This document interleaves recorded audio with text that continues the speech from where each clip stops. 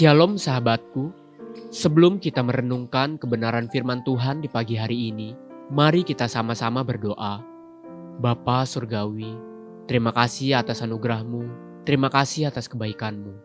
Bapa, jamah hati setiap kami, agar kami mau terus diajar melalui kebenaran firman-Mu, dan pimpin setiap langkah kami ya Bapa, agar kami boleh terus berjalan bersama-Mu. Terima kasih Bapa yang baik. Haleluya. Amin. Pagi hari ini kita akan merenungkan kebenaran firman-Nya dengan tema mudah melangkah. Mari kita buka Alkitab di dalam kitab Kejadian 17 ayat yang ke-23. Setelah itu Abraham memanggil Ismail, anaknya, dan semua orang yang lahir di rumahnya, juga semua orang yang dibelinya dengan uang, yakni setiap laki-laki dari isi rumahnya. Lalu ia mengerat kulit katan mereka pada hari itu juga, seperti yang telah difirmankan Allah kepadanya. Saya melihat dan merenungkan pribadi dan karakter yang ada pada Abraham. Kenapa dia sampai-sampai disebut sebagai bapa orang percaya? Pasti ada perkara istimewa yang dimiliki oleh Abraham yang kita gerejanya dapat belajar dan mengembangkan hal tersebut.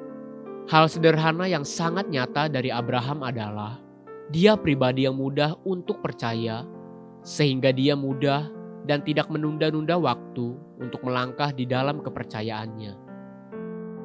Coba perhatikan kembali apa yang tadi kita dengarkan.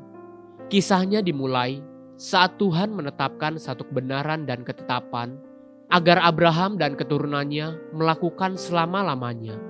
Ketetapan yang Tuhan tetapkan dinyatakan dalam Kejadian 17 ayat yang ke-9 sampai yang ke-11 demikian. Lagi firman Allah kepada Abraham, "Dari pihakmu, engkau harus memegang perjanjianku, engkau dan keturunanmu turun-temurun. Inilah perjanjianku yang harus kamu pegang, perjanjian antara aku dan kamu serta keturunanmu, yaitu setiap laki-laki di antara kamu harus disunat, haruslah dikerat kulit katanmu, dan itulah akan menjadi tanda perjanjian antara aku dan kamu." Sederhana saja, hanya sekedar setiap laki-laki harus disunat. Namun yang penting untuk diperhatikan adalah Kejadian 17 ayat yang ke-26 sampai yang ke-27. Pada hari itu juga Abraham dan Ismail anaknya disunat, dan semua orang dari isi rumah Abraham, baik yang lahir di rumahnya maupun yang dibeli dengan uang dari orang asing, disunat bersama-sama dengan dia. Ketaatan Abraham yang tidak sengaja menunda-nunda waktu itu saya temukan berkali-kali dia kerjakan. Pada saat Tuhan meminta Ishak, anak kandung Abraham, yang lahir di dalam keluarganya sebagai korban bagi Tuhan, inilah yang dicatat tentang Abraham. Kejadian 22 ayat yang pertama sampai yang ketiga. Setelah semuanya itu, Allah mencoba Abraham.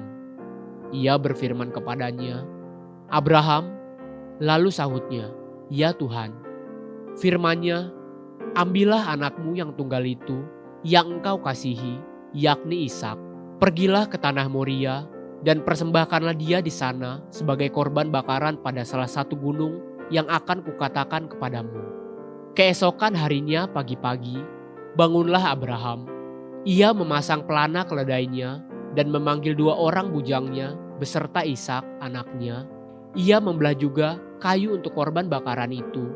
Lalu berangkatlah ia dan pergi ke tempat yang dikatakan Allah kepadanya.